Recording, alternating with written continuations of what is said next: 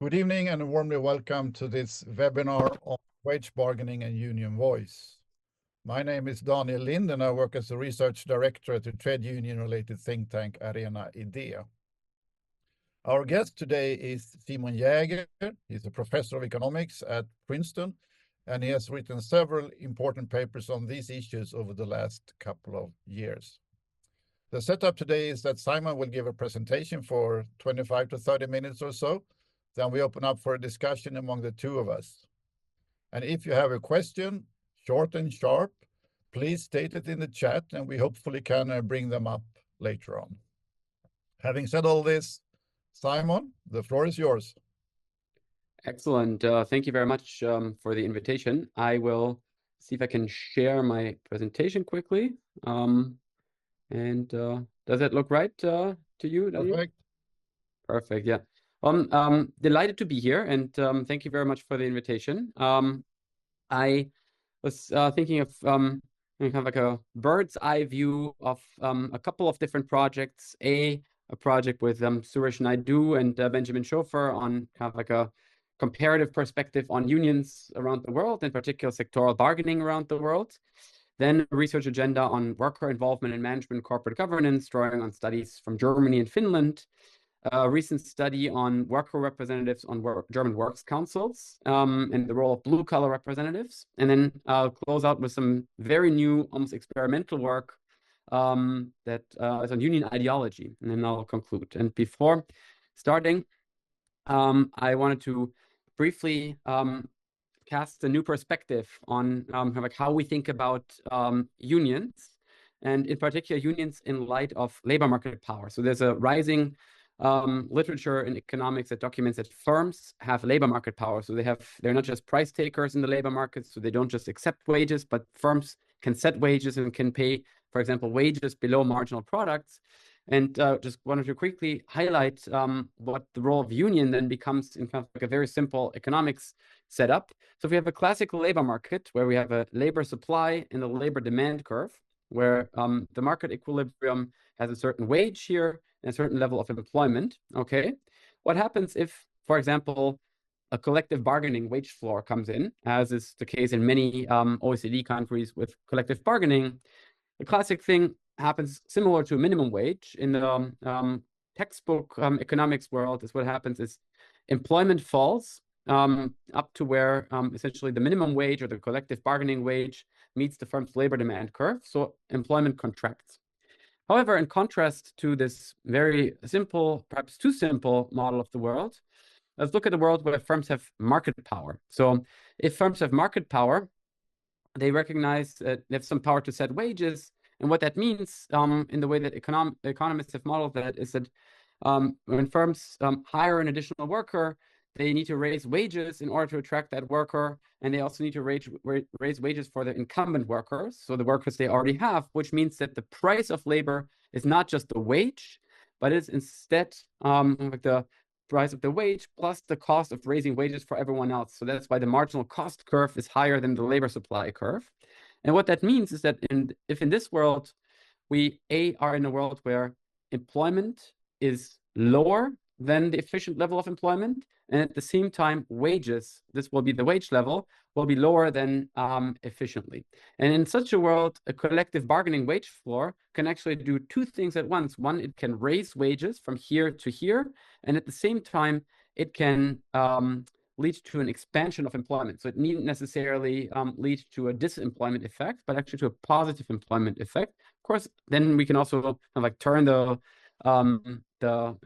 handle too far, and then we're back in the neoclassical world if the collective bargaining wage floor is too high. But I did want to point that out as a way to frame some of the empirical evidence that I will talk about.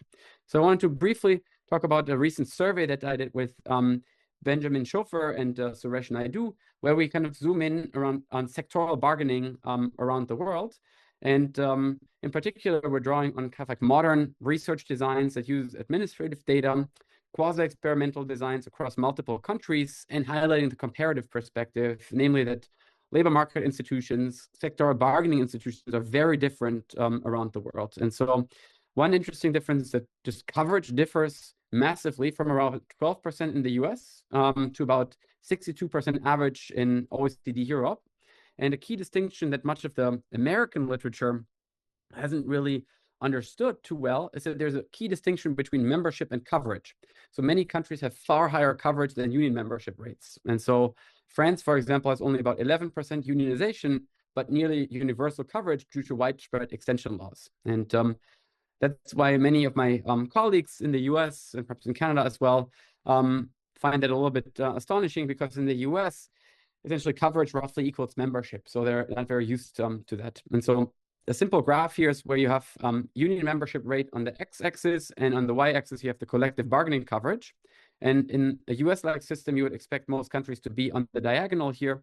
And instead, the real world looks more like there's a lot of room up here in the upper quadrant, which means a country like France has very low union membership, but very high collective bargaining coverage rate. Of course, like some of the Nordic countries are this interesting example where you manage to have both high union membership and high collective bargaining coverage rates. I'll briefly talk more about it. Interestingly, in just a cross-sectional comparison, if you just run a OLS regression, in some sense, countries that have higher collective bargaining coverage have a lower variance of log wages. So a measure of inequality is substantially lower when collective bargaining coverage is higher. And the chapter, we're trying to dig a little bit deeper into whether it's a causal phenomenon or not, to what extent it could be driven by a direct effect, or importantly, a spillover effect. Interesting, you see here that the US is as often an outlier, which with even more wage inequality than you would expect based on the very low collective bargaining coverage rate. Kind of like some of the dimensions we're zooming into are coverage, centralization, and coordination, and many of the different institutional features that many of you are, I'm sure, very familiar with and are shaping perhaps in your lives, like mandatory extensions, although perhaps less so in Sweden, wage floors, and union-administered benefits, which I understand is a very important component of unions in the Nordics and in Sweden as well. And here's another interesting graph which shows like the coverage level across different OECD countries, with a substantial share of countries with very high coverage rates that's driven by industry or higher level coverage, as opposed to firm level coverage. So it's to me, like a very important institution that, relative to, let's say, minimum wages, we as economists, as social scientists, as industrial relations scholars need to understand a lot better. Here's an interesting picture where I think much of the frontier is. So as you know, in sectoral bargaining systems, you often have a sectoral bargaining agreement that sets a wage floor, but then actually paid wages are higher than that. There's very much an open question in research. What is just the landscape of that? And there are several like very interesting frontier research projects in Germany, in Italy, in Greece, in Norway, that have documented these wage cushions. And here in the handbook, we just document some of these cushions that are, in some cases, for example, in Portugal, substantially higher, 50% higher than wage floor. So I think that's just something that we as economists have for a long time overlooked, and perhaps coming from like a very American perspective, where also in US union bargaining, you cannot have premia of the union wage floor. The union contract directly specifies the wage rates because it's a firm level contract. And so the firm cannot deviate upward either. Whereas in essentially all of Europe, you can deviate upwards. And just understanding these dynamics of the wage cushions, what moves them, is, I think, absolutely a frontier topic. Part of what we do in that handbook chapter is zooming into snapshots. Some of them will be very familiar to you, so I will be, I guess, preaching to the choir or whatever. You can teach me about how the actual institutional setup in the Nordics works. Also highlight France, Germany, and the US. I mean, what's interesting about the Nordics in comparative perspective is that they combine extremely high coverage and density, partly perhaps due to the Ghent system, in that many benefits are administered through the union as well. And there has been this what scholars have called organized decentralization. So a lot of scope for local firm level adjustments, but still seems like a fairly high level of coordination. And the result seems to be relatively low wage inequality, while at the same time maintaining stable union membership, although some recent declines, which I'm be curious to hear more about. France is an interesting counterexample that also has very high coverage rates, but is at the opposite end of kind of like democratic legitimacy because union density is very low at about 10%. And so collective agreements are negotiated at the sector level and then extended by the state to all firms in the sector, even though there have been recent policy changes like the El Khomri laws, the Macron ordinances that essentially all encourage more firm level bargaining and reduce the extension coverage.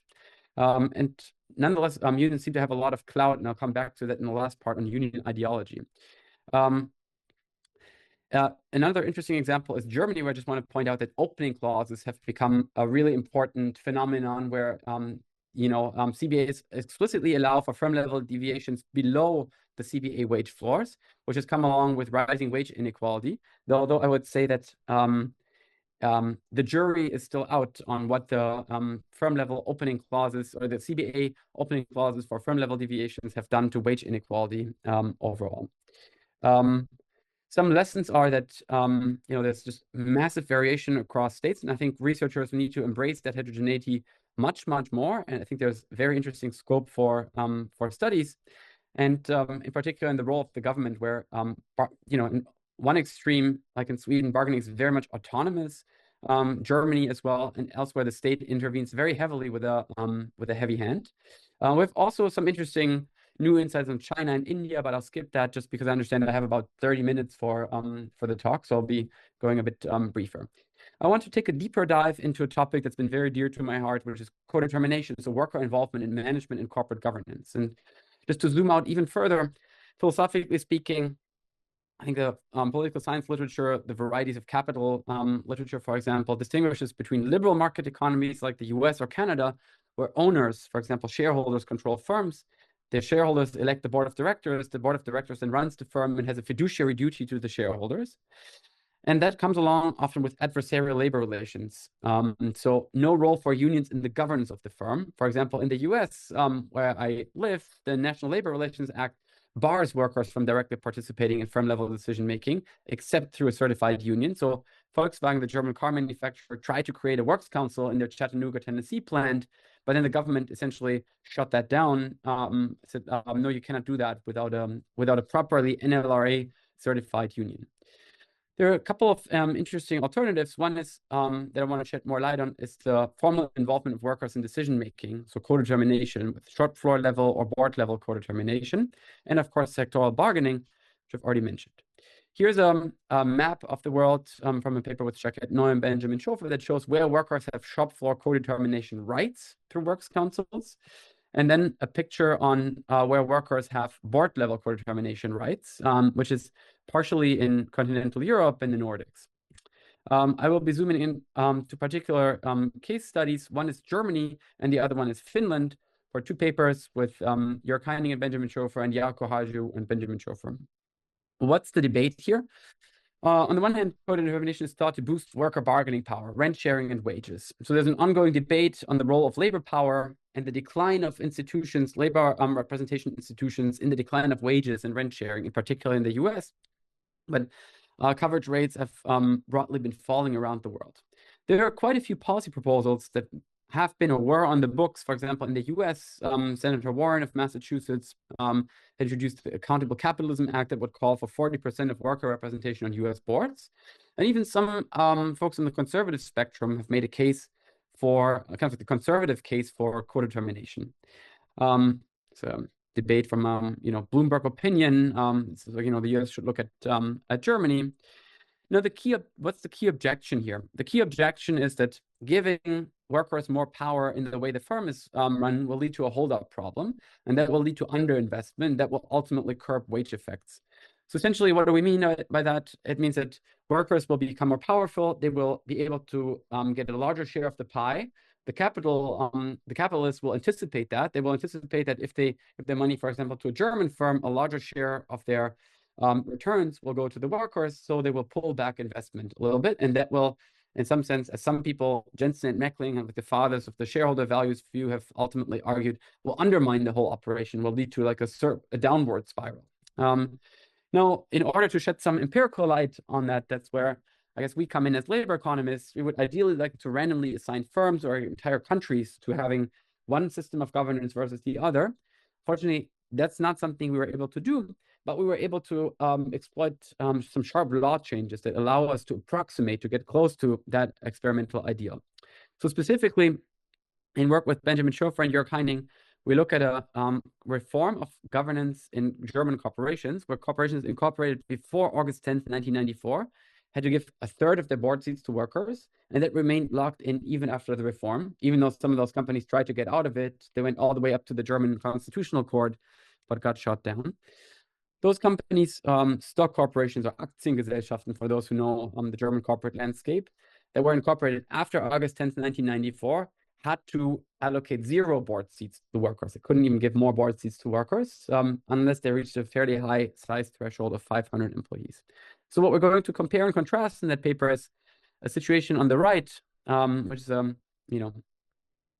illustration of corporate governance as if similar to the US model, where there's no worker representation on the supervisory board. So Germany has a dual board system with a supervisory board and an executive board, to a situation where workers can directly elect a third of the members of the supervisory board, which appoints, controls, dismisses, and sets the compensation for the executive board.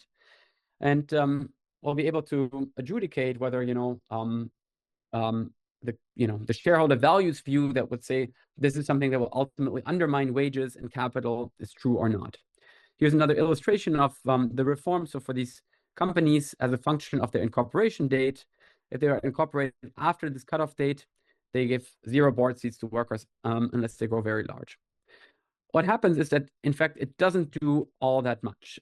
Anything wages are perhaps slightly higher over time in these companies that get locked into having to give workers a board seat compared to workers that are compared to companies that don't have to do that. And we also do what's called a regression discontinuity design. So we compare firms to the left and to the right of the cutoff for various cutoffs. And essentially we see, if anything, slightly positive, perhaps very small, and certainly not statistically significant wage effects. And interestingly, what we also see is that board level representation leads, if anything, to higher fixed assets. So this would be something like machines, factories, and so on. So the firms that have workers on the board, compared to the firms that are similar but don't have workers on the board, actually have higher capital stocks as opposed to lower capital stocks. So, so I think like an interesting data point that speaks against the shareholder values perspective. We also turned, so in Germany, we looked at kind of like the abolishing of mandate to put workers on the board. We also looked at a Finnish reform in 1991 that gave a very soft touch right to workers to essentially nominate representatives to participate in firm-level decision-making.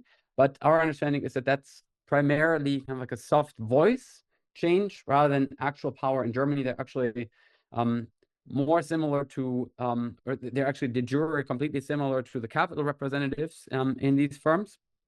In Finland, this is a softer voice intervention. Worker representatives are more directly involved in firm governance.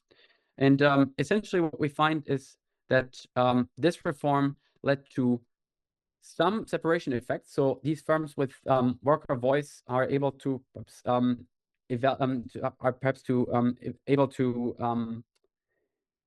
prevent some layoffs in particular. So once the period we're studying, the early 90s in Finland, is of course a time when Finland is undergoing a severe recession. So in that recession, the firms that have workers on the board seem to be able to prevent some layoffs in those firms with very limited effects on wages at the firm. And in terms of like the productivity of these firms, it looks like firms that have workers, worker voice rights are, if anything, more resilient. So they're more likely to survive. And they have a even condition on surviving higher labor productivity, so higher value added per worker, for example. Interestingly, we also see that there's no bunching at the threshold. So firms that are just below the 150 employee threshold, where the Finnish law binds, don't seem to prevent growth and want to stay below the 150. So this looks smooth. So it's kind of what economists would call a revealed preference argument, that firms or management here in Finland doesn't seem to try to evade falling under the regime where workers have a right to be represented on the corporate board. We also did some interviews and surveys with worker representatives on the board. They describe kind of like very limited influence over like hardcore like strategic decision making of the company, outsourcing decisions and investment decisions, and kind of like some more influence over kind of like perhaps softer but potentially very important outcomes such as, or mechanisms such as cooperation between management and employees, improving the working conditions of the workforce, and so on. So what are some takeaways here? One is that there are arguably benign or small positive effects on most outcomes, and worker representation on boards. And all of these are minority representation. So not something like in the German iron and steel sector where you have like true 50-50 parity representation. It seems to be primarily an institution that fosters cooperation and information exchange, rather than a very powerful institution that redistributes rents from capital to labor, and then perhaps also comes with the side effects of inducing holdup and disinvestment. A quote from Bertolt Huber, who was the head of IG Metall for I think a decade, and also was a worker supervisory board representative of Siemens. He said, shared governance or co-determination per se opposes short-term shareholder interests. The focus is on the long-term safeguarding of the company through investments and innovations with participation of the employees. I would argue that many open questions remain, in particular, what does it do kind of at the economy-wide level, and on other very important worker outcomes that are hard to measure, like voice and agency, subjective measures of well-being, but also perhaps something like alienation, feelings of alienation. And what we haven't really touched upon there in those papers is the role of more powerful institutions, in particular works councils. So that's where I want to go next. This is a study with Julian Budde, Simon Tränkle, and Thomas Dohm, where we study the role of worker representatives on German works councils. We combine multiple admin data sets over decades to study who becomes a works council representative, and in particular, what's the effect of electing blue-collar representatives. So what are works councils? They're very powerful shop floor representation institutions. They have the right to be informed, to be consulted. They can directly affect company restructuring, layoffs, working conditions, new technologies. They can also participate in firm-specific bargaining agreements, in particular when the firm makes use of an opening clause. That's usually where the works council comes in and then negotiates an employer-specific agreement. And they're generally elected by the regular workforce. What we find in that paper, in the interest of time, I'll just very briefly touch upon that, is that it's one of the few institutions that hold actual power where blue-collar workers are roughly equitably represented. Compare that to parliaments all around the world, or like the C-suite, the executive suite of like all companies, essentially. And what we found is that when workers elect, and we try to zoom into kind of like these like quasi-experiments, when workers elect blue-collar representatives, which seem to care very much about the prevention of layoffs, they actually manage to prevent layoffs. So fewer workers get laid off in response to blue-collar workers getting elected to the Works Council, and another instrumental variable strategy that we use to study Works Councils. I want to use the last few minutes to talk about something completely crazy that I've been working on that tries to open up kind of like the objective function of unions. So the academic literature often treats unions as very monolithic, homogeneous blocks, but unions across the world differ vastly in their ideology. So what do I mean by ideology? The system of ideas and ideals that guide their actions. And one key dimension that I've become very interested in is kind of like radicalism or militancy on one end versus cooperation. Okay, so to give you one example from a French union, this is SUD, like a fairly radical French union. This is from their manifesto, the cost of capital for men and women is enormous. For decades, employers have benefited from exemptions. Capitalists have practiced fraud and tax evasion, and so on and so forth. And then, the trade union movement must both provide immediate responses to employees' demands while also defining alternative structural responses that attack the foundations of the system of exploitation of labor power. I emphasize that in their manifesto. Compare and contrast that to Akava in Finland, which you might be familiar with from their manifesto. This is like Finland must have a good standard of living, a successful business sector, and an efficient and effective public sector. Akava, economy must be strong, the tax rate reasonable, a growth policy, Akava wants to promote policies that favor work and entrepreneurship. The goal is high employment, long careers, economic growth, and a balanced national budget. So it doesn't sound exactly like the communist revolution here. So what we did to shed some more systematic light on that, we have 138 documents from 54 unions in 15 countries. And then we leverage various types of LLMs, so large language models, to rate them on their ideology on a scale from militant to very cooperative. And here's one example. Here's like, these are the very radical unions. These are the, these are the most radical unions. These are the most cooperative unions. And here you have kind of like a range of French labor unions ranging from Sud and France Ouvrière, which are the most radical French unions based on their manifestos as well. And UNSA, for example, and CFDT, which are the more operative French unions. So quite a bit of divergence. Broadly speaking, the Nordic unions, Danish, Finnish, some Swedish unions as well, are among the most cooperative unions on that spectrum, globally speaking.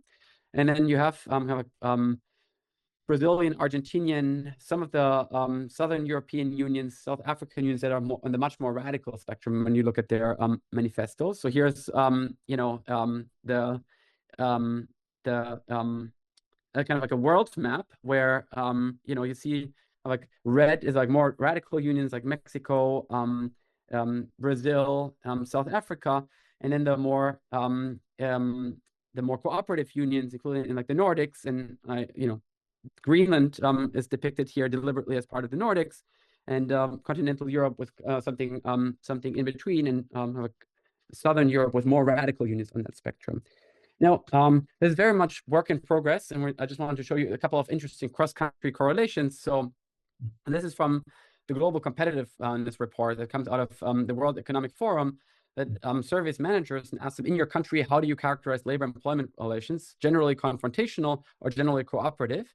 And like this union radicalism really predicts more confrontational labor relations. Also from the management perspective, many of you guys are up here with like much more cooperative management relationships. Interestingly, more radical unions also don't seem to be able to maintain high coverage rates. Again, the Nordics are kind of down here. Again, this is just a correlation, no causality here quite yet. We're hoping to go that way, but I think it's very interesting to look at these few data points. And then interestingly, more radical unions are also not correlated with higher labor shares of national GDP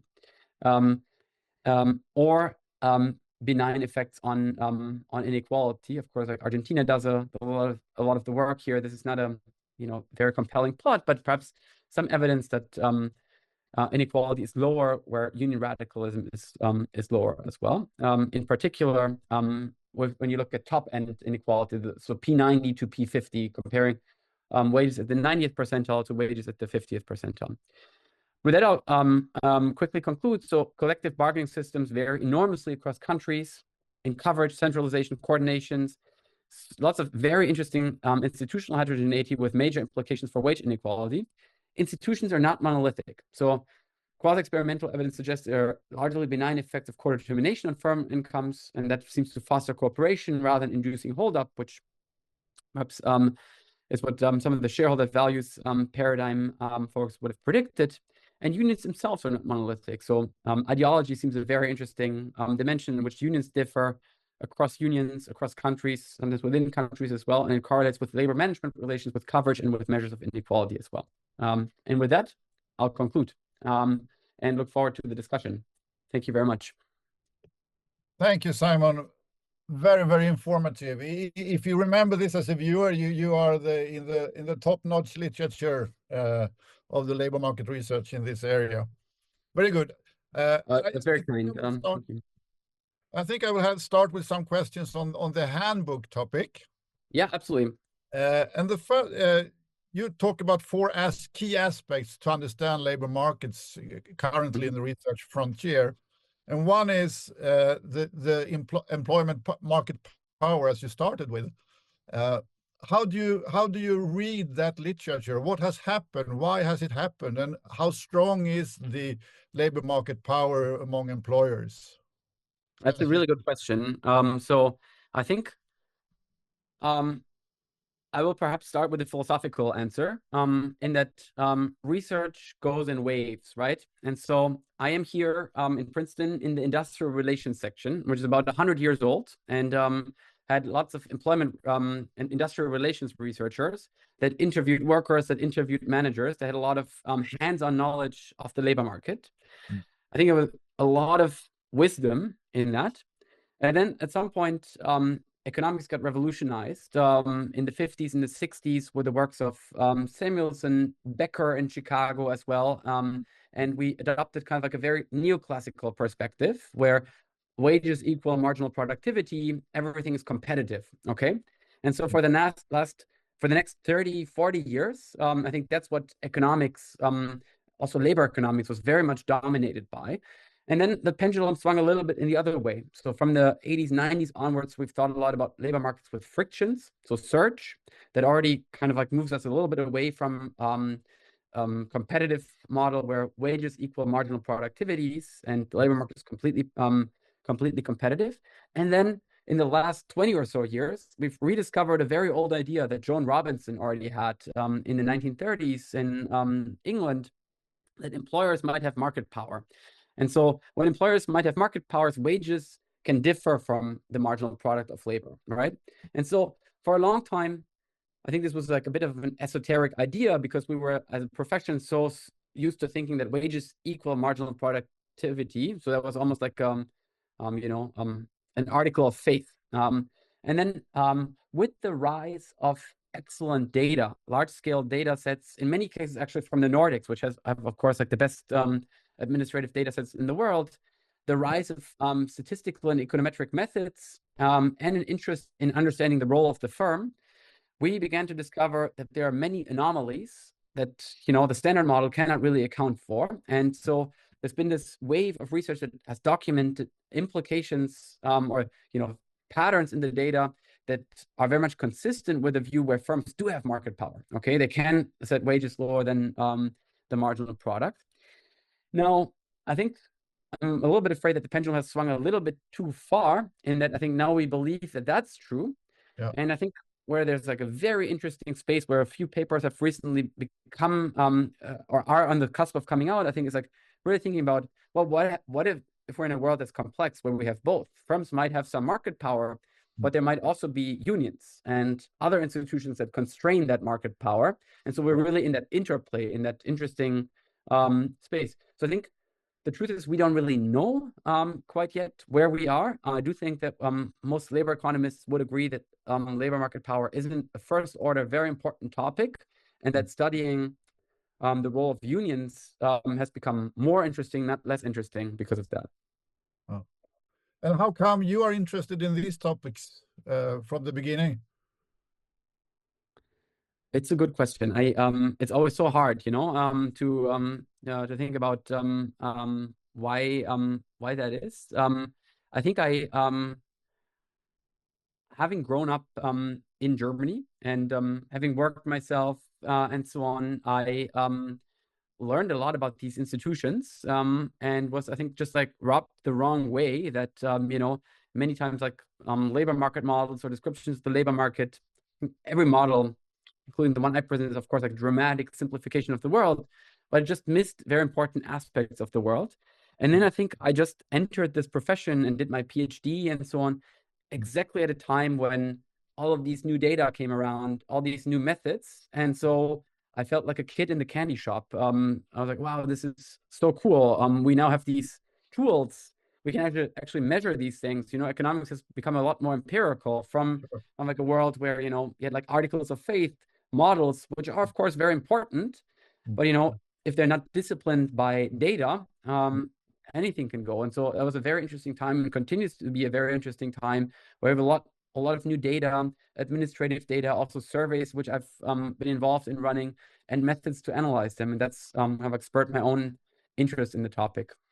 I actually had a coffee with your colleague Suresh Naidu a while ago in New York, and he said exactly the same answer, but also he was related to the manufacturing unions in Canada to work with these issues. So, okay, based on that, my second question on the handbook paper is that this development of micro studies, causal effect, they are very important. But as I see it, one possible caveat is that it's very difficult to grasp the equilibrium effects, the total effect. So, for example, if you look at the unemployment insurance, if you reduce it, then the incentive to work is stronger. But on the other hand, maybe you lose in terms of productivity, or you lose in terms of labor market participation rates. So how can we grasp the totality, but also doing these causal studies? It's a really important question, and I think you're striking at kind of like a key weakness of these carefully identified causal studies, where like one critique is, well, you're like the drunk looking for his keys under the lamppost, and someone walks by and asks, "Did you lose them here?" No, but there's light here, so I can at least see what I'm looking for. Yeah. And of course, like every joke, it's partially wrong, but of course has a kernel of truth as well. So in some sense, we are like the drunk under the lamppost, and everything that we do could be we document could be undone by equilibrium effects, exactly as you argued, for example, for the case of unemployment insurance. There are some interesting examples where people have tried to estimate equilibrium effects and spillover effects, which is something we try to do in the handbook chapter as well, trying to think about, is there an effect, for example, of unionization, not just on the people who are directly unionized, but also on everyone else? Are there spillover effects? And I think we conclude that there are, which perhaps you, with your wisdom, have already foreseen, that they are potentially very, very important, and perhaps even more important than the direct effects, but they're also very hard to credibly measure. And I do think that's at the frontier of research. So I think we're hoping to make some progress on that. Think about, like you described, kind of like general equilibrium effects. You can also think about norms are potentially very important and underappreciated, right? And I think like labor unions play a potentially very important role in shaping what constitutes fair wages and reference wages, and negotiating even beyond realms where wages where negotiations directly bind, but it has potentially these important spillovers in terms of norms as well. And I think many researchers are interested in that, and hopefully we'll be seeing more evidence to we'll still be looking under the lamppost, but hopefully we'll get more lamps. Yeah, perfect. Then I turn a question on Germany. Of course, in Sweden, we are very interested in Germany in terms of wage bargaining, because your manufacturing sector and everything. And we have been studying, we have been to Hans Böckler, and we have been to BDA and IG Metall and so forth. And they also, IG Metall started a University of Labor in Frankfurt, where they do educate their members, but also do labor research. So in this handbook paper, you talk about the need to more cooperation between employers and unions to get the data, to get the understanding of the real world issues. So do you have that kind of work, collective cooperations? Yeah, we certainly, for example, in our work on works councils, we certainly use data, for example, that Hans Böckler had collected in their works council survey and so on. That said, we would be very happy if they were willing to share more. In general, I think it would be very interesting to get access to more data, in particular for this union ideology project, for example, that I described. Very interested in understanding which union is active where, because that's really what we need to know if we want interested in understanding specific union effects and correlate them with unions ideology, for example. Yes, I think that's there, and could it be improved upon from both sides? Yes. Okay. Because in Sweden, we try to get the unions to hand over or help us give the data on where you can connect an individual to a collective agreement, and you can connect an individual to a workplace and to a local club if you have it. Yeah.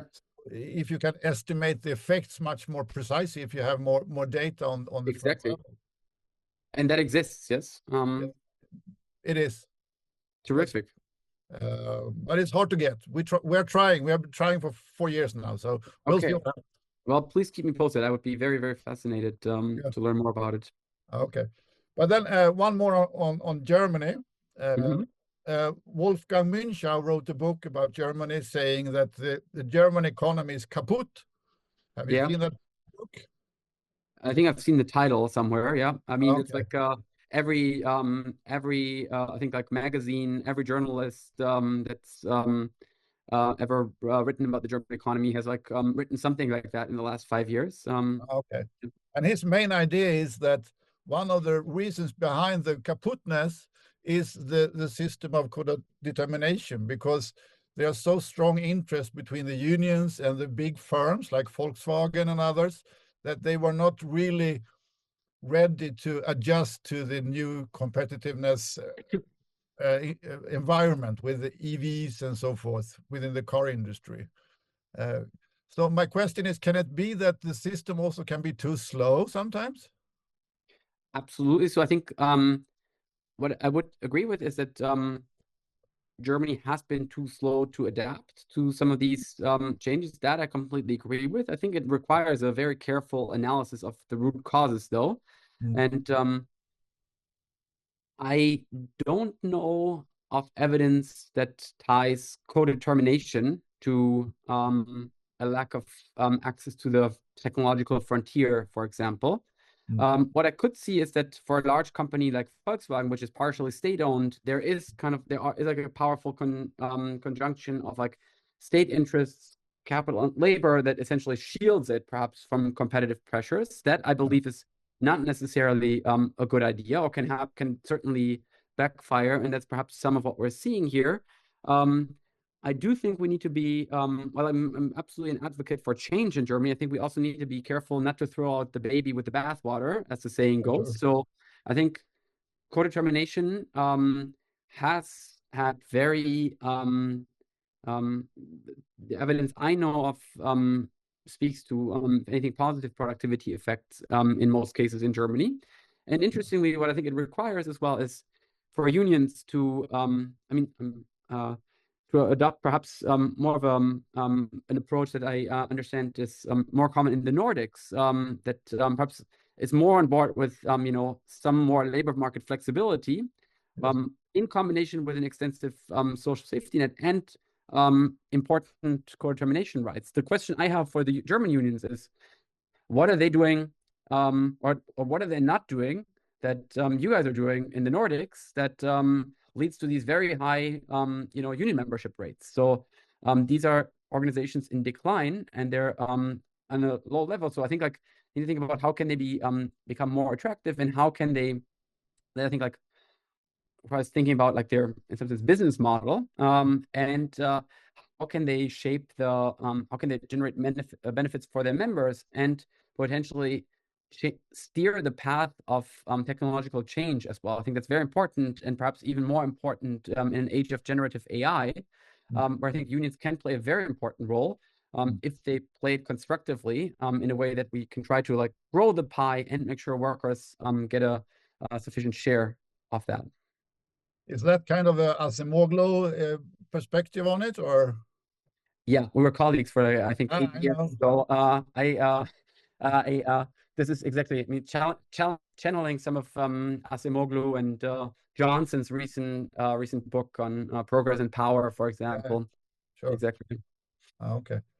Okay. Then I go to the codetermination papers, and maybe you answered the question in the conclusion, but when I read those mainly two papers, not the worker representatives paper, I see that the wage effect is plus minus zero, almost, but you have a positive effect on productivity. You have no negative effect on profits. You have reduced layoffs, and you have stronger capital investments.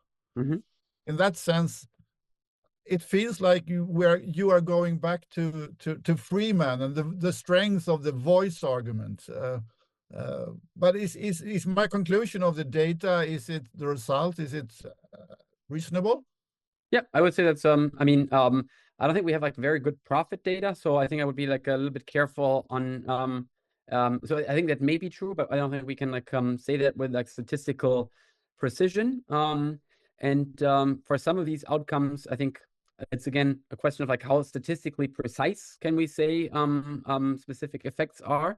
But broadly speaking, I would say that's exactly the pattern of results that we document. And yes, I think it's very much it goes back to, for example, Richard Freeman perspective that says unions do a lot more than just wage bargaining, and the voice channel is potentially a very important one.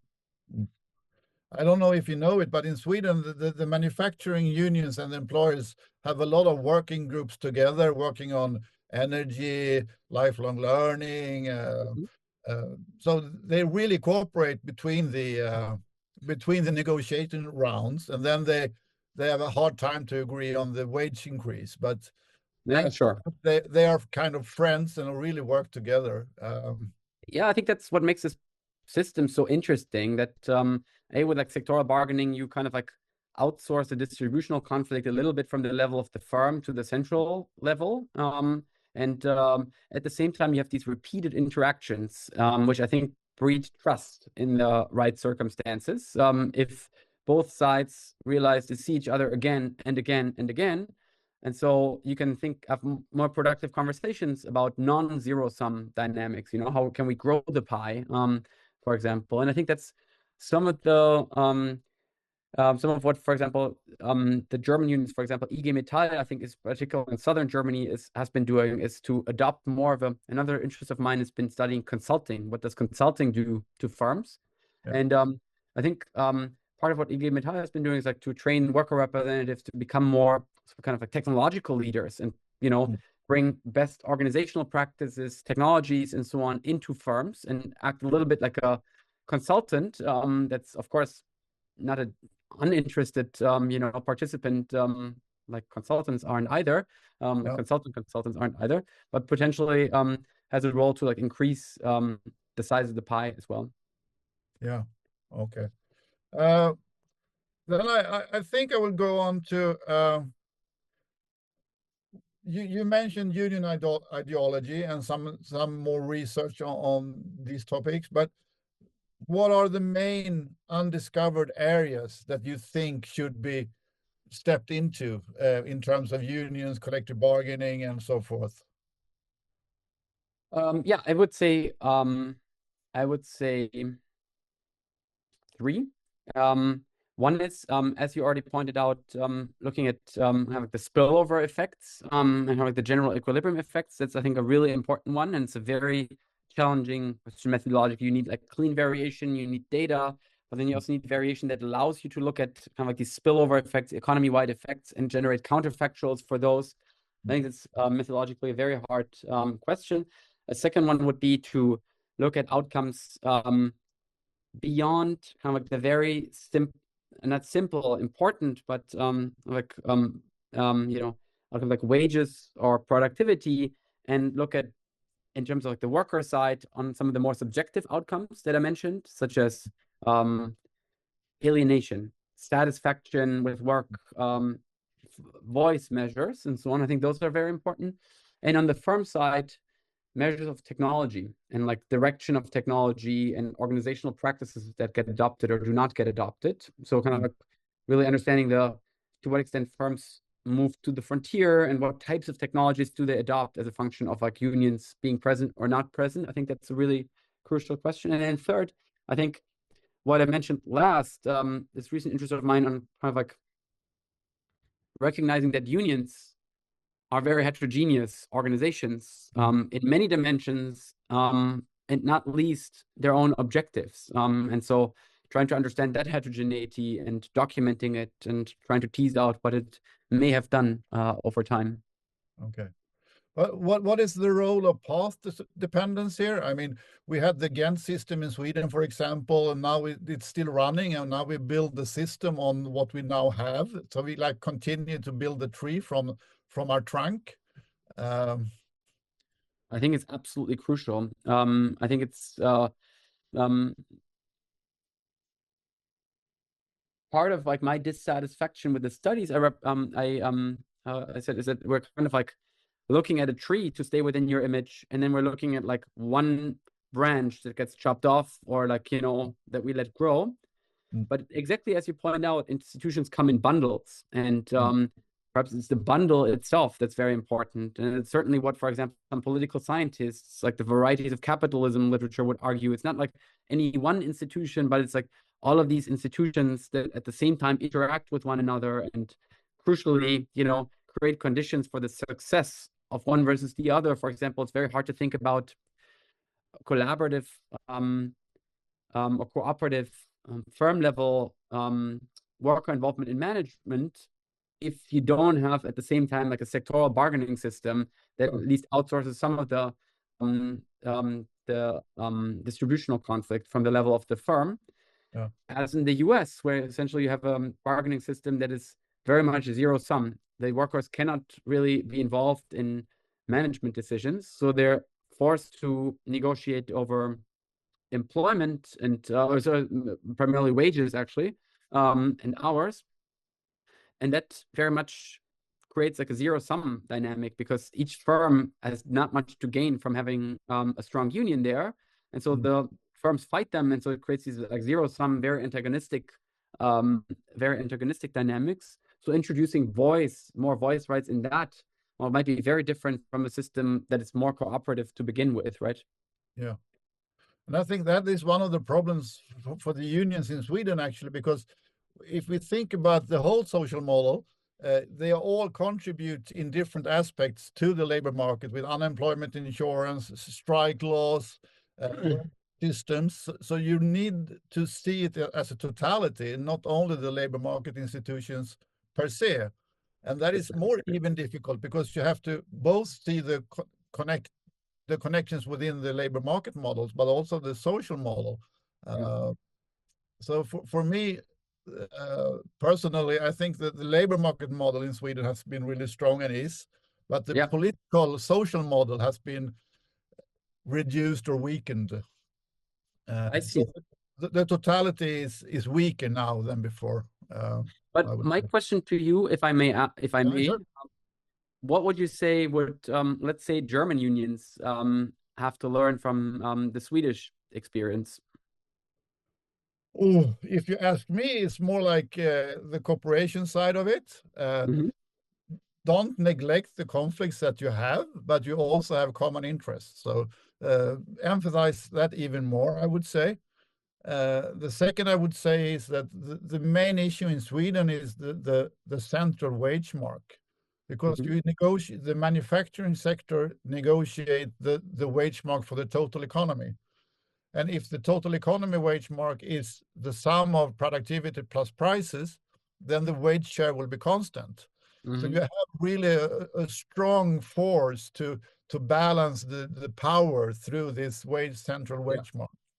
And you don't have the opening clauses and so forth like in Germany. So for me, the wage mark is very, very central to a lot of the positive outcomes. And so you would say there is still substantial degree of centralization through this national wage mark. They negotiate on a sectorial level, but they always think about the totality. And on the employer side, they will not agree on a wage mark in the manufacturing sector that is not okay for the total economy. So there's always a big tendency to the total economy. I would say. And that was actually, we have a few minutes left, but you as a labor market researcher coming from Germany, working in the US, what are the main questions that you pose to the Swedish labor market? What is it that we should know more about and understand more about? I think my key question would be like, how do Swedish unions maintain such a high level of membership? That I think is, to me, vital, which also makes unions much more democratically legitimized actors. And I think that's what, to me, really sets the Scandinavian unions and industrial relationships apart from any other in the world. That there's not just a high coverage rate, which, France, Italy, Spain, and so on have as well, but, with the government coming in, Yes. My understanding of the Swedish model is the government stays largely on the sidelines, and leaves it to like the social partners, and unions themselves, and employer organizations as well, are maybe not by historical, but certainly by international standards, very, very vital organizations. And I'd be very curious to understand what leads to that high level of vitality, which I think is a crucial variable. Well, to start with, I would say that the union density is down from 77 to 69. But if you look at the blue collars, the LO side, it's down to 58. Mm-hmm. So the white collar and the academics is much more organized today, yep, than 20 years ago when they were kind of equal. Yeah. So there's a reduction on the blue collar side and almost staying flat on the white collar academic side. So we are actually going downwards, but Sure. still very high. Yeah. But I guess in the future, the discussion would be, if this continues, can we protect the collective agreements if you don't have local union members that can Exactly handle them and develop them locally? So I think many of the unions have tried to push for more members, with all different kinds of strategies, but now they also realize we need local shop floors. Sure. Otherwise, it's not enough to be many. You have to be the organization. Yeah. So that is kind of a key question, I think, in Sweden as of today. Yep. And today, actually, the LO side proposed negotiations on the shorter working time with Swedish business. So actually, today they had a press conference saying that we want to negotiate with you through the collective agreement system to reduce the working time. From what weekly hours? What from where to where? Kind of 40 now. Formally on paper it is 40, and they aim for 35 to 37, because you have it in Denmark, in Norway, so forth, kind of similar. So they use Norway and Denmark as a foothold, you can say. Very interesting. It's a very interesting reform. Yeah. So the time is running out, Simon, and I have some more questions, of course, but do you have any final words that you want to send to the viewers, researchers, and trade unionists and global academics? No, I mean, very grateful for the invitation. Thank you for listening and staying tuned in.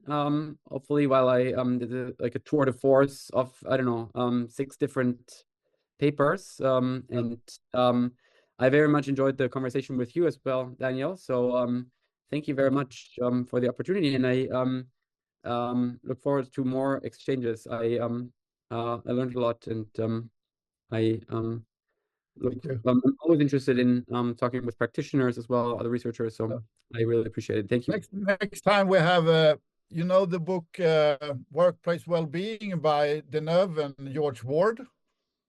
They actually from Oxford. So we have a webinar on how work environment improves productivity and profitability, and they actually go through the data causality and so forth. So it is the next webinar. Terrific. Yeah. But thank you for today, Simon, and hopefully we will read and see you in the future. That would be wonderful. I really appreciate it. Thanks a lot, Daniel. Thank you. Bye. Bye-bye.